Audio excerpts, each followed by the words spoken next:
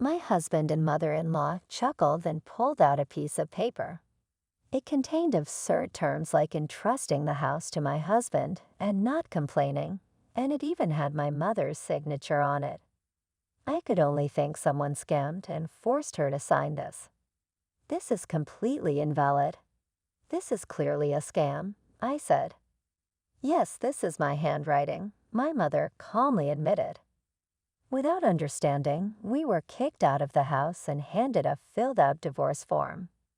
My husband looked at me with hopeful eyes. Did he think I would cling to him? I will never look back. He will understand eventually. As I clenched my teeth, my mother muttered beside me, "This is happiness." My name is Jessica. I am a 53-year-old housewife who works part-time. Lately, my main issue has been severe hand eczema. My husband is a businessman. We live at my parents' place together with them. We have no children. However, a bigger issue troubles me more than my eczema. It's the possibility that my mother might be developing dementia. I say possibility because she hasn't been officially diagnosed yet, but her memory and judgment are noticeably declining. She often forgets things and sometimes can't even recall what she has forgotten. Sometimes she completely changes personality and behaves unpredictably. There are days when such things happen repeatedly, and there are also perfectly calm days with nothing unusual. She used to be hardworking and attentive.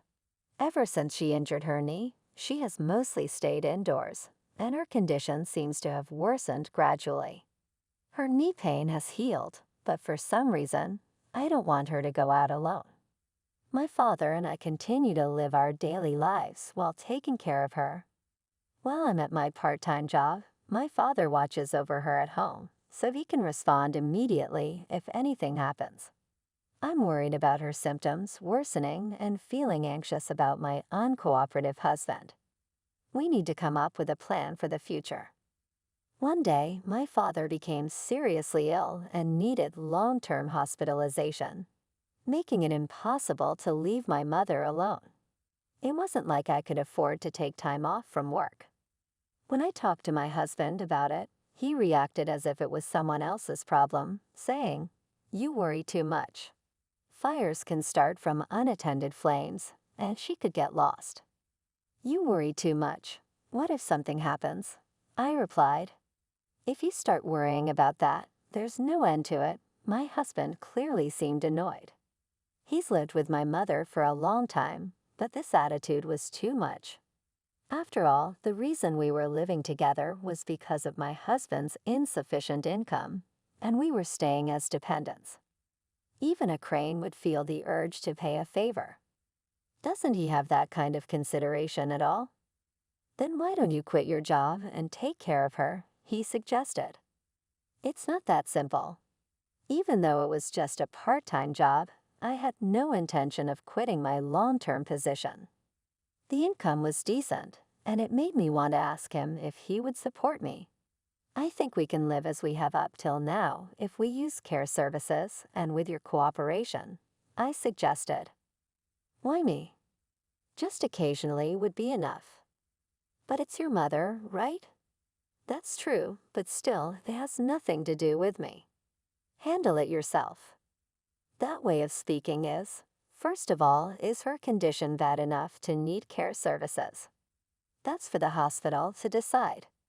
You've been complaining about your hand eczema and the pain from standing at your part-time job at the beauty salon for a long time. Just quit already. My husband smacked his lips in annoyance and left immediately. How terrible. I do have hand eczema, but I never said I wanted to quit. It injured me to have my beloved job belittled. I knew this time would come someday. You say it has nothing to do with you, but that can't be true. We're family. I even thought about doing the same if his mother were in the same situation. It was infuriating, but there was nothing I could do. I was able to be flexible because I worked part-time. It's still a long way from now, but when my mother will be in need of help with changing clothes or bathing, she will likely resist. If I quit being a hairstylist at this age, returning to the field will be difficult. Trends and chemicals constantly change, making it hard to keep up. I even have clients who specifically request me, but there are many other hairstylists. Yet only I can take care of my mother. Feeling down won't change the situation. I must stay positive and keep moving. Once my father is discharged from the hospital, we should be able to return to our previous life. To do so, I will have my mother thoroughly examined at the hospital, have a serious talk with my husband, apply for living services, and plan for the future. I really don't want to quit my job. I plan to ask for some time off for a while. A few days after making that decision, my father, who had been hospitalized, suddenly passed away. I couldn't believe it. When a relative dies, there's no time, not even for mourning. Preparations for the funeral and numerous procedures are needed one after another.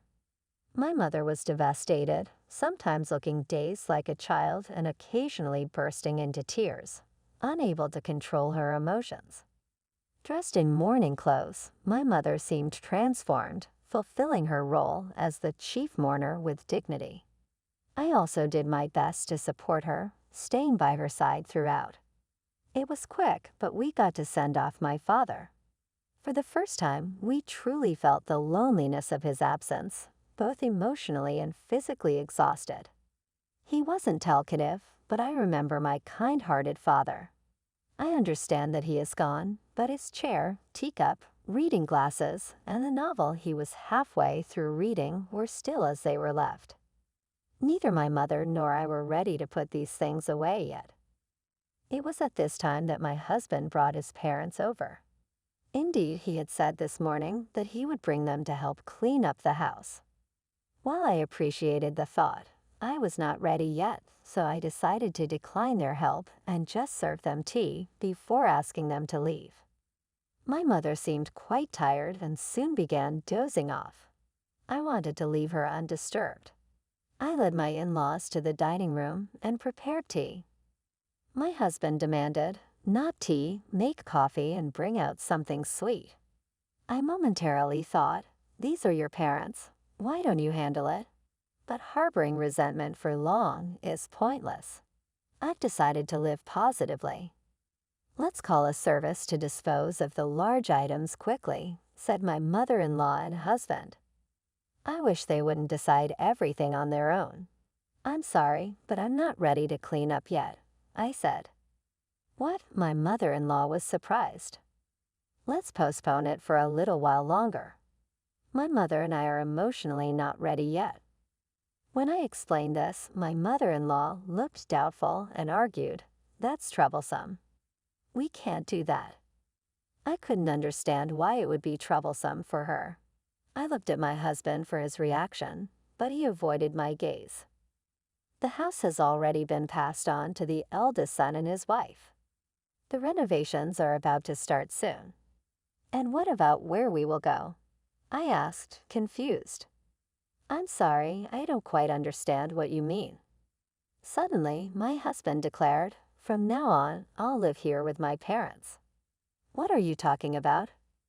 "Everything has already been decided." "But this is my home." I was bewildered, and my husband wouldn't look me in the eyes. "Jessica, didn't you know?" My mother-in-law joined in as if it were obvious. "I did tell you. You probably forgot because you were busy with the funeral." My husband stated calmly, "There's no way I would miss hearing such important information, no matter how busy I was. I have no idea what you are talking about, and you can't do this without my consent. Your consent isn't needed anymore. It's already resolved." "What do you mean?" "I've already settled it with your mother." I felt as if cold water had been splashed on me. When did such a discussion even happen? Could it be that they decided this while my mother was out of her senses? This can't be allowed. I stood there stunned.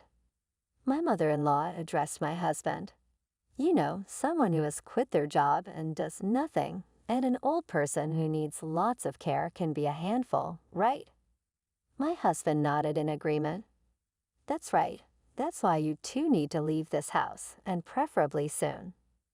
I was too shocked by her words to even respond. Someone who does nothing and an old person who needs lots of care. Is she referring to my mother and me? Why do we have to leave? This is my parents' house. Please take that back. Oh, Jessica, don't make such a scary face. I am still working and I'm not being dependent. My mother does not have dementia. That's completely false. I cannot tell lies, my mother-in-law said, laughing. My head was spinning. While smiling, my husband and my mother-in-law pulled out a document. There's no taking it back. We've already got the signatures on paper. The document contained absurd terms like transferring the house to my husband and not complaining, and it even had my mother's signature on it. Indeed, it was my mother's signature. I could only think it was a scam that forced her to sign. This is completely invalid. This is clearly a scam. Huh? Did you make her sign this while she was not in her right mind? That's invalid. What are you talking about? You just said that she doesn't have dementia, he retorted. At that moment, my mother, who should have been sleeping until just before, appeared. Hello, everyone. What brings you here today? My mother greeted everyone cheerfully without any prior indication. This signature is your handwriting, isn't it? You did sign here, right? My husband suddenly pressed my mother. Yes, this is my handwriting, my mother smoothly acknowledged. This is a despicable tactic. Now that you understand, pack your things quickly and leave the house. Impossible. If you continue to stay here, I'll call the police for trespassing. I was threatened. This situation was too unreasonable. Without getting to the bottom of it, we were driven out of the house. While holding a completed divorce form, my husband looked at me with a smirk as if expecting something. It was as if he thought I would cling to him. I tried hard not to meet his eyes, holding back my anger. When leaving the house, I wanted to take at least one of my father's belongings, and what I managed to get was a pair of leather shoes that were a hand. I remember how lovingly my father had cared for them. Though men's shoes may be of no use, it was better than leaving with nothing. My mother and I got into the car and just kept driving aimlessly.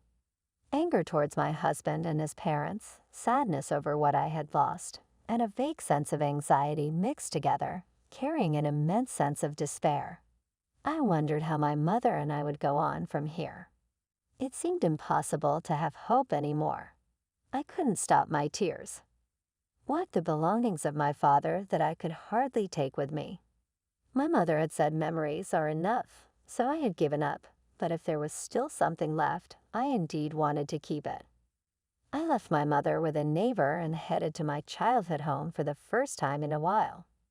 At that moment, I had forgotten how terrible my husband had been and was even feeling thankful for some reason. The scene at the entrance of my childhood home was bizarre, with unnecessary cardboard boxes piled up in mud and dead leaves left as they were. I was surprised to see the house so dirty. My ex-husband came out from inside. Hey, long time no see. I'm short on time. Please hand over the belongings quickly. Come in and take them.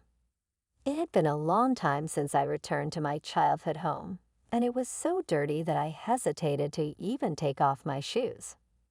It's troublesome with things scattered around. Mom can't clean it up. In the previous residence, the wife of the eldest son was in charge of cleaning. While he complained, I wondered why he wouldn't clean up himself. He was still a person lacking compassion, but that was irrelevant to me. Now I no longer had any attachment to a residence ravaged by others. What used to be the living room had now become my husband's sleeping area. It was quite messy, with remnants of snacks and drinks scattered about, and an unpleasant smell lingered. It makes me not even want to breathe. This is filthy, I said without thinking. My husband responded, right, that's why you should come and clean. Suddenly, he said something absurd. Really? If you had apologized earlier, it wouldn't have gotten this bad. What for $15 per hour? You could clean up. It's a good deal. You'd make some money too. The smiling face of my ex-husband was right in front of me. Yes, he thought, I was struggling with money. It didn't seem worth arguing, and I wanted to get away quickly. I refuse. Please hand over my father's belongings now. Huh, that's it. It seems my mother accidentally threw them away. So that's what was going on. I wasn't exactly suspecting a lie, but it was a gamble, and indeed, it was disappointing. Disappointing, but this made my decision clear. I had nothing more to expect from this residence or my husband. As I was about to leave, my husband blocked the way. How annoying. Please move. Wait, don't be mad. It's okay for you to come back. Just you. What? Really? You're such a bother. You should have just complied. Listen, this is your last chance. I don't understand. What are you dissatisfied with? If you need a maid, you should hire someone else. Hey, don't get ahead of yourself. What can a part-time worker do? I felt insulted. It was ridiculous. Had he forgotten I worked part-time because he disliked it? He didn't like it when my income increased. I supported him so he could focus on his career. But now I was fed up with being looked down upon as just a part-time worker. You're in the way, I said. You can't do anything with your meager salary. What? Ask your beloved mother to clean. Stunned, my husband watched as I left the house. I feel lighter seeing my drastically changed home. I no longer felt any attachment. Although I was disappointed that nothing was left of my father's belongings, it was better than being held captive by it. The look of surprise on my husband's face was something to see. Now let's go home quickly. My mother is waiting. Later, I received a job offer from the owner of the beauty salon where I used to work. It was for a mobile beauty chair, providing home visit services for clients who need care and can't make it to the salon. I registered with the local government and visited homes upon requests from community residents. Sometimes, work was also required at care facilities. There are hairstylists who specialize in this service. Since I also had repeat customers at my own salon, taking on this job once a week would be manageable. However, I had a mother who I couldn't leave alone. Lately, she's been well, but she didn't like going out often. Why not? I'll come with you and help out, my mother suggested when I was pondering. I usually thought of an assistant as an apprentice hairstylist, but this was an eye-opening idea. That's right. We could go out together, the doctor said the same thing. Actively interacting with society and living an active life is optimal for preventing dementia. It's important not to just worry, but to try things out. So I decided to take on this job a few times a week. While at client homes, my mother helped with tidying up and served as a conversation partner for the clients, greatly aiding as an assistant. She was active and attentive, just like she used to be. No more absent-mindedness. Then one day, my husband showed up at the salon. What did you come for? Well, it was inevitable that the location of my shop got known. Would he intentionally come to show malice? When will he stop being a nuisance? As if to protect my mother, I hid her behind me and held my phone ready to dial 911 to call the police. Could you give me a shampoo and cut? Don't fool around. What do you want? You see, I received an eviction notice from the real estate agent. What, you sold that land and house, didn't you? I can't think of any such thing. What do you mean? They thought it was an abandoned house and sent a cleaning crew. This is no joke. So that was it. It was my mother's doing.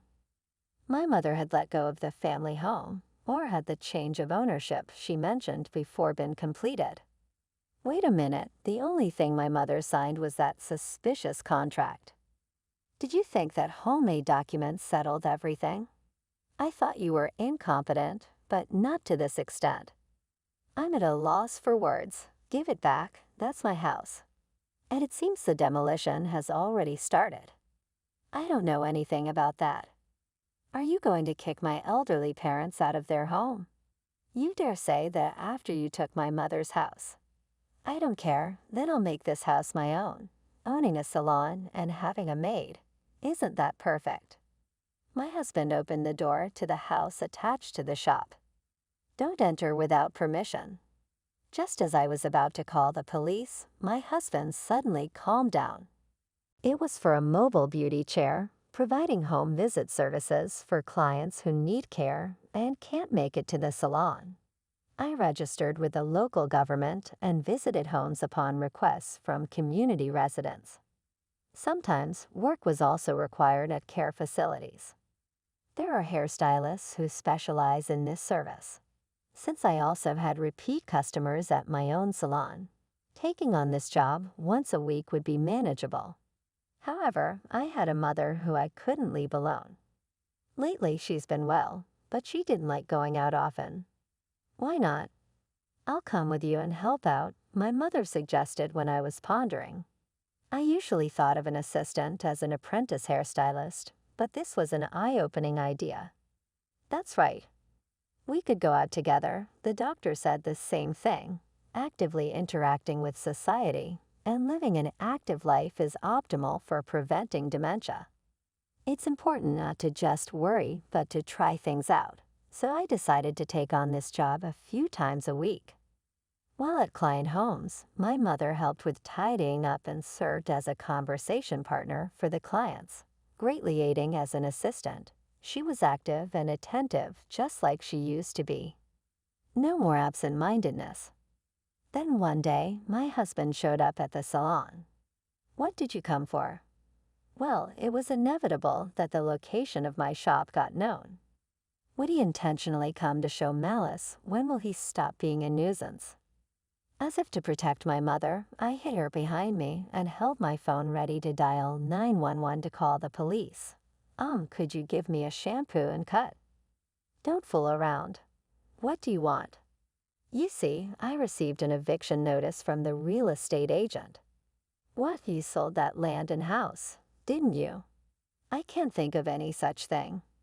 What do you mean?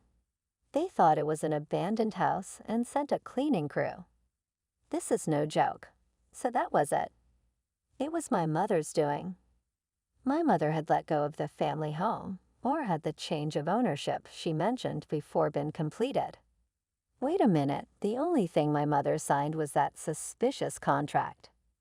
Did you think that homemade documents? But then she added, lately my mind has become clearer, as if the fog had lifted. I think I'm getting better. I still forget things, but I've always been like that. But to easily give up our home, oh, it was your father's idea to sell that house. The plan was to sell it after you both moved out and then move to a convenient apartment near the station. Really, life doesn't always go as planned, does it? That's true. Reflecting back, the signs of dementia began to appear when my mother started to become housebound. Being naturally energetic, she seemed suited to interacting with people and staying active, both mentally and physically. I hope she continues to stay healthy. I have torn my own pocket money as an assistant. She said, so it seems I don't need to worry for a while. As for my ex-husband and his parents, they tried to return to their previous home, but were not welcomed by the eldest son and his wife. Given the difficult personality of my mother-in-law, who disliked cleaning, and my self-centered and unhygienic ex-husband, it's no wonder they were refused. The house was already in the name of the eldest son, and they couldn't touch it. The relationship between my ex-husband and his parents seems to have deteriorated, with both sides placing blame on the other. My ex-husband was blamed for losing their place to live. You need to take responsibility. Out of necessity, he bought a used house with an unreasonable mortgage. But knowing his savings and income, it seemed reckless to me. He will have to live frugally to pay off the debt. The new home already looked like a trash house, and they had just moved in. They also got scolded by the strict neighborhood association president for stacking garbage bags in front of the house and were disliked by the neighbors. They really needed to clean up. Honestly, it's none of my business and I don't care much, but I hope they don't bother others. And you know what? His parents are still healthy. They should work to support their low-income son. If they don't want to be scolded, they will at least have to clean up by themselves. It should also have good effects for preventing dementia.